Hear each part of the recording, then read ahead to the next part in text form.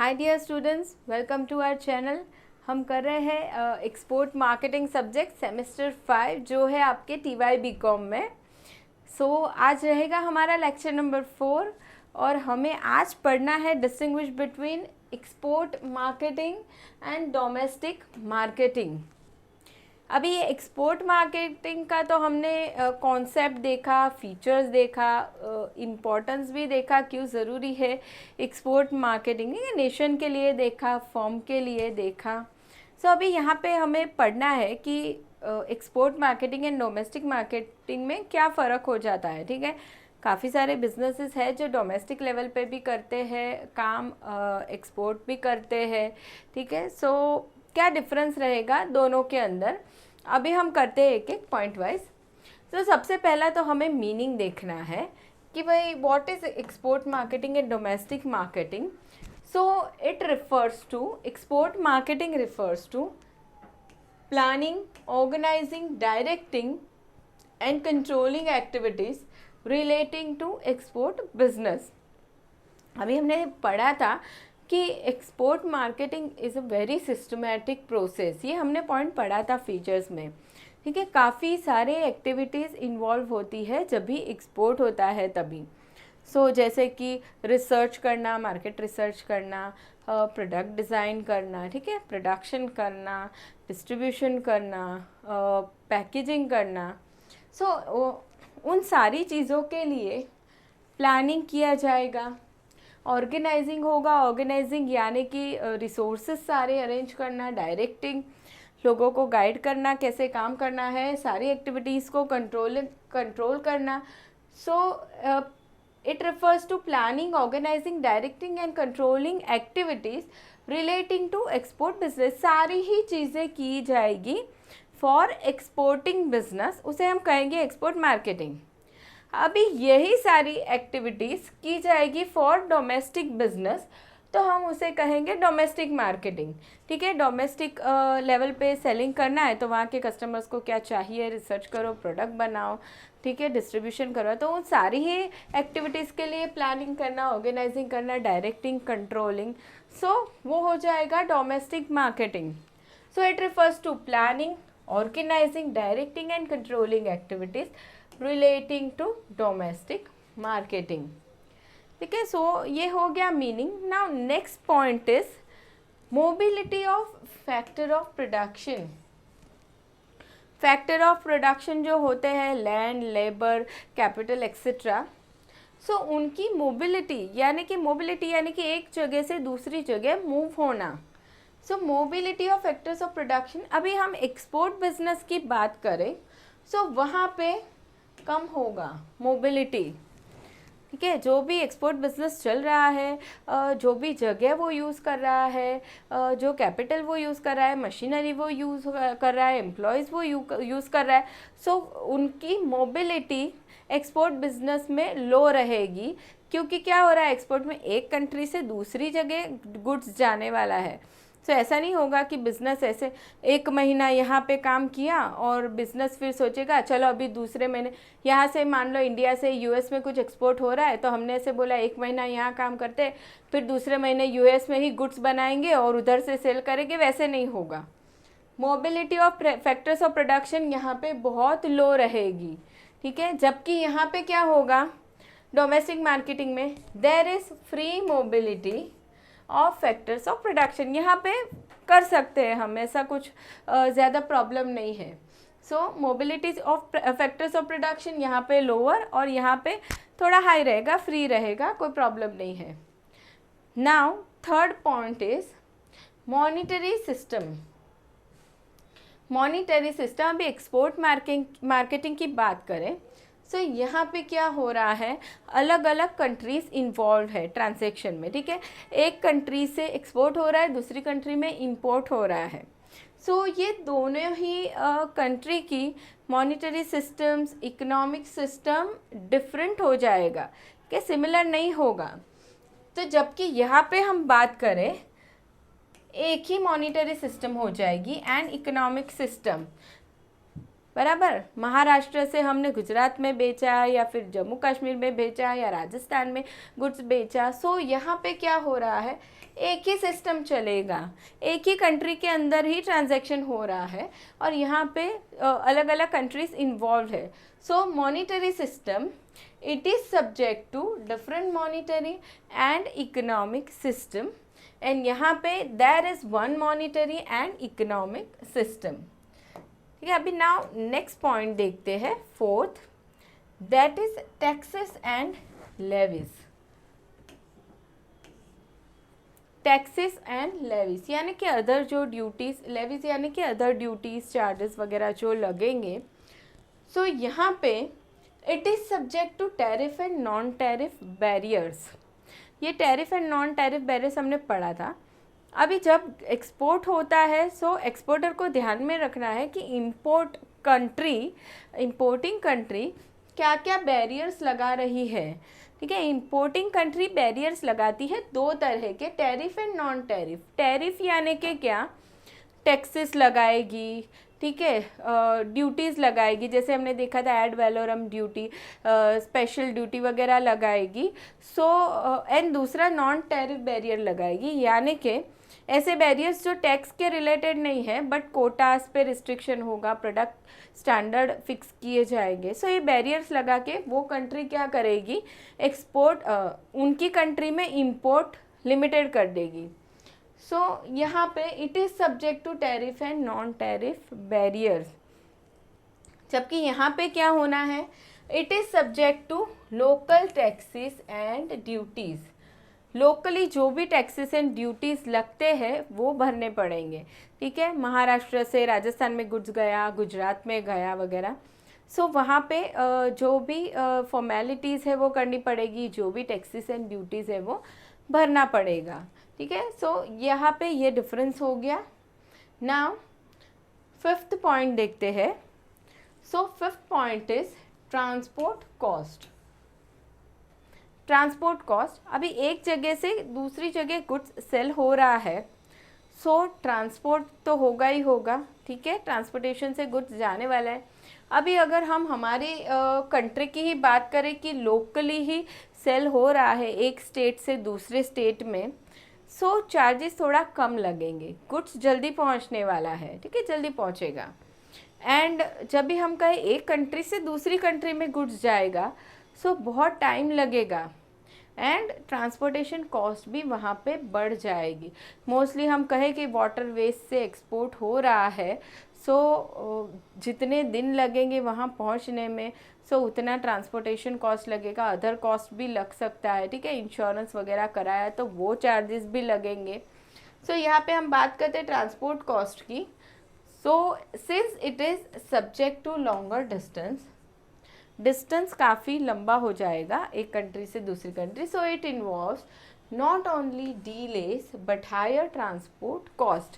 Transport cost तो ज़्यादा होगी ही होगी बट डीलेस होने के चांसेस भी है। ठीक है, हम कहें कि बाय वाटर गुड्स जा रहा है तो कुछ भी बीच में क्लाइमेट ख़राब हो गया या कुछ भी इश्यूज हो सकते हैं जिनकी वजह से डीले भी हो सकता है। ठीक है, और उसकी वजह से भी भाई और भी कॉस्ट बढ़ सकती है ट्रांसपोर्टेशन की।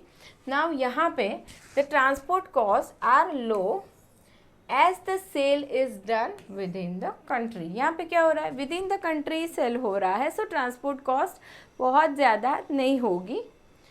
नाउ अभी 6 पॉइंट देखते हैं, वो रहेगा ट्रेडिंग ब्लॉक्स। ट्रेडिंग ब्लॉक्स, अभी यहाँ पे डोमेस्टिक मार्केटिंग में ट्रेडिंग ब्लॉक्स का कोई कॉन्सेप्ट नहीं आएगा, ये कॉन्सेप्ट आएगा एक्सपोर्ट मार्केटिंग में। ना what is trading blocks, trading blocks यानी कि कुछ कंट्रीज़ क्या कर रही है, ग्रुप बना रही है एक साथ। अभी क्या होगा, उस ग्रुप के यानी कि उस ट्रेडिंग ब्लॉक्स के जो मेंबर है, जो मेंबर कंट्रीज़ है, वो आपस में क्या करेंगे, रिस्ट्रिक्शंस हटा देगी। यानी कि हमने ऊपर जो देखा tariff and non tariff barriers, वो खुद के लिए अपने मेंबर कंट्रीज़ के लिए वो बैरियर्स हटा देंगे एंड नॉन मेंबर्स के लिए वो बैरियर्स कंटिन्यू रहेंगे। ठीक है, जैसे A B C D E 5 country है, हम कहे कि ट्रेडिंग ब्लॉक्स बनाया हुआ है, सो वो उन्होंने आपस में एक दूसरे के एक्सपोर्ट इंपोर्ट करने के लिए बैरियर्स सारे हटा दिए। अभी कोई और कंट्री है जो वहाँ पे एक्सपोर्ट करना चाहती है इन पांचों कंट्री में से किसी के साथ, सो वहाँ पे उसे वो रिस्ट्रिक्शन लग जाएंगे, ठीक है। सो यहाँ पे trading blocs, there is influence of trading blocs, the non members are at a disadvantage, ठीक है।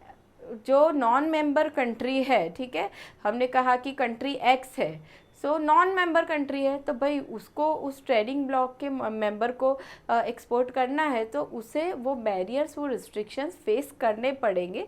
सो वो country is at a disadvantage, ठीक है। नाउ यहाँ पे there is no influence of trading bloc, यहाँ पे ट्रेडिंग ब्लॉक का यहाँ पे कोई इफेक्ट नहीं है, क्योंकि विद इन कंट्री एक जगह से दूसरी जगह गुड्स जा रहा है। सो ट्रेडिंग ब्लॉक्स का और इसका कोई लेना देना ही नहीं है। सो नाउ ये हो गया 6 point. Now 7th is culture and languages. Culture and languages, अभी जितनी भी कंट्रीज़ है वर्ल्ड में, सबके अलग अलग कल्चर भी हो जाएंगे, ठीक है। कल्चर सबके रीति रिवाज वगैरह, ट्रेडिशन वगैरह, और सबकी लैंग्वेज भी अलग अलग हो जाएगी, ठीक है। जबकि यहाँ पे एक ही कंट्री है, पूरी कंट्री में एक ही लैंग्वेज चलने वाली है, मोस्टली ट्रेडिशन भी, बिलीव भी एक जैसी हो जाएगी। सो यहाँ ज़्यादा इश्यूज नहीं आएंगे कि हम हमारी कंट्री में बात करें तो किसी इंसान को हिंदी लैंग्वेज आती है अच्छे से, तो वो पूरी कंट्री में कहीं पे भी अच्छे से बात कर पाएगा, सेलिंग कर पाएगा, ट्रांजैक्शन कर पाएगा, उससे ज़्यादा इश्यूज नहीं आएंगे। लेकिन यहाँ पे जिस कंट्री में एक्सपोर्ट करना है, सो मान लो जर्मनी है या फिर जापान है या जो भी है, अलग कंट्री में करना है, सो वहाँ पे लैंग्वेज थोड़ा देखना ज़रूरी है, ठीक है। सो since it involves many Nations, there are diverse language and cultures. Now it involves, यहाँ पे it involves only one nation and mostly one language and one culture. Now next point is currencies. Currencies की हम बात करें तो जब export किया जाएगा, सो क्या होने वाला है, उस कंट्री की करेंसी और हमारी करेंसी अलग होगी, ठीक है। यहाँ पे डोमेस्टिक मार्केटिंग में क्या हो रहा है, एक ही कंट्री में ट्रांजैक्शन हो रहा है, ठीक है। हमने एग्जांपल देखा, महाराष्ट्र से गुजरात जा रहा है या राजस्थान जा रहा है या व्हाटएवर, आंध्र प्रदेश जा रहा है, कहीं पे भी, तो पूरे कंट्री में हमारे तो एक ही करेंसी चल रही है, रुपीज़ में ही ट्रांजैक्शन होने वाला है। यहाँ पे क्या होगा, यहाँ पे अलग करेंसी हो सकती है, डॉलर्स में भी पैसे मिलेंगे, हो सकता है कहीं तुमने एक्सपोर्ट किया तो क्या होने वाला है, डिफरेंट करेंसीज होगी यहाँ पे। So it involves multiple currencies, there is use of single currency. Now next point is competition. Next point is competition. अब ये कंपटीशन का पॉइंट हमने फ्यूचर में पढ़ा था कि जब भी एक्सपोर्ट मार्केटिंग की बात आती है, सो यहाँ पे एक्सपोर्टर्स को 3 लेवल पे कंपटीशन फेस करना पड़ता है, ठीक है। एक तो एक्सपोर्टर को खुद की ही कंट्री में कंपटीशन मिल जाएगा, ठीक है। जैसे हमने टाटा मोटर्स का एग्जांपल लेते हैं कि भाई वो कार्स एक्सपोर्ट कर रहे हैं, सो उन्हें खुद की ही कंट्री में कंपटीशन मिलेगा कि और भी कंपनीज होगी जो कार्स बनाएगी, एक्सपोर्ट करेगी। अभी दूसरा क्या होगा कि अभी मान लो वो यूएस में एक्सपोर्ट कर रहे हैं कार्स को, तो क्या हो रहा है, यूएस में भी कोई कंपनी होगी जो कार्स बनाएगी, सो वहाँ का कंपटीशन हो गया। एंड थर्ड कंपटीशन कहाँ आने वाला है, कोई और अदर कंट्री होगी जो वो कंट्री भी, वहाँ पे भी कार बनाने के बिजनेस होंगे एंड वो भी यूएस में एक्सपोर्ट करती होगी। तो यहाँ पे एक्सपोर्ट मार्केटिंग में 3 लेवल के कंपटीशन आ जाएंगे एक्सपोर्टर के लिए। Now it involves stiff competition. Sometimes the exporter have to face 3-phase competition. ठीक है। Now यहाँ पे domestic marketing में generally the sellers have to face competition from other domestic producers. यहाँ पे क्या हो रहा है, country with in country he selling हो रहा है, सो यहाँ पे कंपटीशन कैसा होगा, हमारी ही कंट्री में बाकी के जो जितने भी प्रोड्यूसर्स होंगे वो हमारे लिए कंपटीशन रहेगा, ठीक है। जैसे कि हम कहें कि हमारी शैम्पू बनाने की कंपनी है, हेड एंड शोल्डर है, ठीक है। सो वो विद इन कंट्री सेलिंग हो रहा है मान लो उसका, सो उसके लिए और भी कंपटीशन कंट्री के अंदर ही होंगे, ठीक है। हिमालय है या हम कोई और ब्रांड ले ले, सो जैसे डव है, सो विद इन कंट्री ही जितने भी और प्रोड्यूसर्स होंगे वो उसके लिए कॉम्पिटिटर्स हो गए। सो ये बात हो गई कंपटीशन की। Now the next point is exchange of goods. अभी जब भी एक्सपोर्ट किया जाएगा तो ऑफकोर्स दूसरी कंट्री में गुड्स सेल हो रहा है, काफ़ी सारे फॉर्मेलिटीज़ या रिस्ट्रिक्शंस फॉलो करने पड़ेंगे। So exchange of goods is allowed subject to certain restrictions. जितना इजीली हम डोमेस्टिक मार्केट में सेलिंग कर पाएंगे फटाफट से, उतना इजीली यहाँ पे नहीं होगा, ठीक है। बहुत सारे रजिस्ट्रेशन करवाने पड़ेंगे, लाइसेंसेस होंगे, प्री शिपमेंट इंस्पेक्शन होगा, काफ़ी सारी चीज़ें यहाँ पे होंगी, foreign exchange rules and regulation follow करना पड़ेगा। ना यहाँ पे free exchange of goods is allowed with in the country. Now next point is scale of operation. Scale of operation. Now it may involve large scale of operation as marketing is done in several countries. हमने features पढ़ते समय पढ़ा था कि exports में क्या होता है, लार्ज स्केल ऑपरेशन, ठीक है। 50-100 प्रोडक्ट के लिए एक्सपोर्ट नहीं हो सकता, वो लार्ज स्केल पे ही हमेशा एक्सपोर्ट बिजनेस होगा। सो it may involve large scale operations as marketing is done in several countries. अभी यहाँ पे डोमेस्टिक मार्केटिंग में it may involve limited scale of operation as marketing is done in one country. यहाँ पे small scale पे business हो सकता है, ज़रूर नहीं है बहुत बड़ा प्लांट सेटअप हो, बहुत लार्ज स्केल में प्रोडक्शन हो, ऐसा यहाँ पे नेसेसरी नहीं है। कोई एक इंडिविजुअल है बहुत कम स्पेस में कम मशीनरी ला के प्रोडक्शन कर रहा है, सेल कर रहा है, तो इट्स ओके, यहाँ पे चलेगा। ना next is government influence. Of course government influence सबसे ज़्यादा कहाँ पे होगा, यहाँ पे होगा। Export business is affected by regulations of importing country. Importing country के रेगुलेशंस को बराबर ध्यान में रखना पड़ेगा, वो कौन से टैरिफ या नॉन टैरिफ बैरियर्स लगा रही है, वो सारी चीज़ें यहाँ पे देखनी पड़ेगी अंडर एक्सपोर्ट मार्केटिंग। ना यहाँ पे in domestic marketing there is less government interference. Generally government provides incentives to domestic business. यहाँ पे गवर्नमेंट का इंटरफेरेंस बहुत कम रहेगा, ज़्यादा प्रॉब्लम कुछ नहीं आएगी। Now next one is risk. Risk की बात करें so there are high risk and uncertainties both political and commercial. जब भी हम एक्सपोर्ट करते हैं सो वहाँ पे रिस्क बढ़ जाता है कंपेयर टू डोमेस्टिक मार्केट, ठीक है। हमने सेल किया है तो भाई सेल प्रोसीड्स भी बराबर से टाइम पे मिल जाना चाहिए, वो भी एक रिस्क है। एंड दूसरा पॉलिटिकल रिस्क भी है, जैसे कि हम मान लो कोई कंट्री में एक्सपोर्ट कर रहे हैं, अभी ऐसा भी हो सकता है ना कि वो कंट्री और हमारी कंट्री के बीच में वॉर हो गई, हो सकता है। सो पॉलिटिकल रिस्क भी वहाँ पे होता है। अभी मान लो ऐसी कोई सिचुएशन क्रिएट हो गई तो हमारे तो पैसे अटक गए, पैसे नहीं आएंगे, सो रिस्क यहाँ पे ज़्यादा हो जाएगा, जबकि यहाँ पे रिस्क कम रहेगा।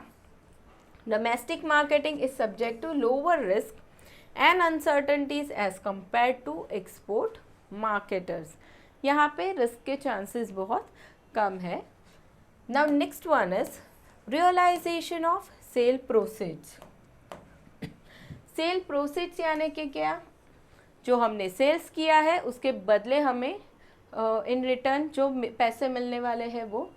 सो realization of sale proceeds. Now यहाँ पे कुछ रूल्स रहेंगे सेल प्रोसीड्स रियलाइज करने के लिए, ठीक है। In India export proceeds must be realise within 180 days. 180 days of what हमने पढ़ा था, shipment of goods. 180 days of shipment of goods के अंदर पैसे आ जाने चाहिए, सेल प्रोसीड रियलाइज हो जाना चाहिए, ठीक है।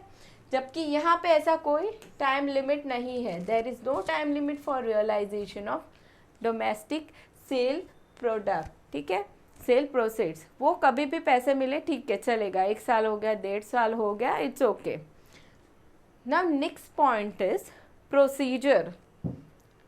प्रोसीजर की बात करेंगे, एक्सपोर्ट की प्रोसीजर बहुत ज़्यादा कॉम्प्लिकेटेड हो जाएगी, बहुत सारा डॉक्यूमेंटेशन करना पड़ेगा, लाइसेंसेस लेने पड़ेंगे, रजिस्ट्रेशन करना है, अप्रूवल लेना पड़ेगा, ठीक है। सो यहाँ पे प्रोसीजर कॉम्प्लेक्स है, it involves complex procedures and documentation work, जबकि यहाँ पे under domestic marketing it involves simple procedure and limited documentation work.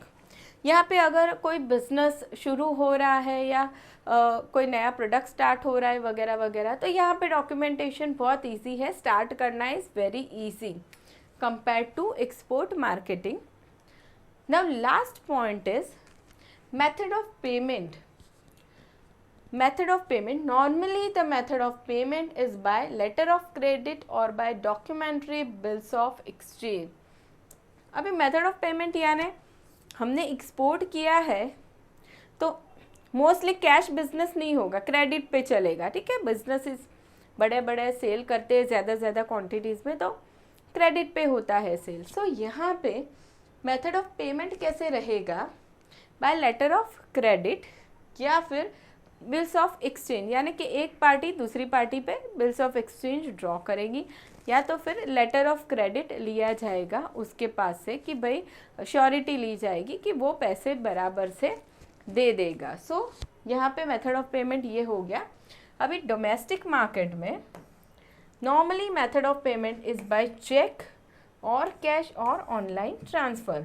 अभी हम जानते हैं विद इन कंट्री हम बाइंग या सेलिंग जब भी होता है दो पार्टीज़ के बीच में, तो अगर कैश पेमेंट है तो तुरंत हो जाएगा, चेक पेमेंट भी हो सकता है या ऑनलाइन ट्रांसफ़र भी किया जा सकता है, ठीक है। ये सारी मेथड्स यहाँ पे पॉसिबल है। सो यहाँ पे हमने देख लिया distinguish between domestic marketing and export marketing. So अभी नेक्स्ट लेक्चर में हम करेंगे टॉपिक जो है फैक्टर्स इन्फ्लुएंसिंग एक्सपोर्ट मार्केटिंग, ठीक है, कौन कौन सी चीज़ें इन्फ्लुएंस करती है एक्सपोर्ट मार्केटिंग करने के लिए। सो मिलते हैं नेक्स्ट लेक्चर में स्टूडेंट्स, बाय एवरीवन।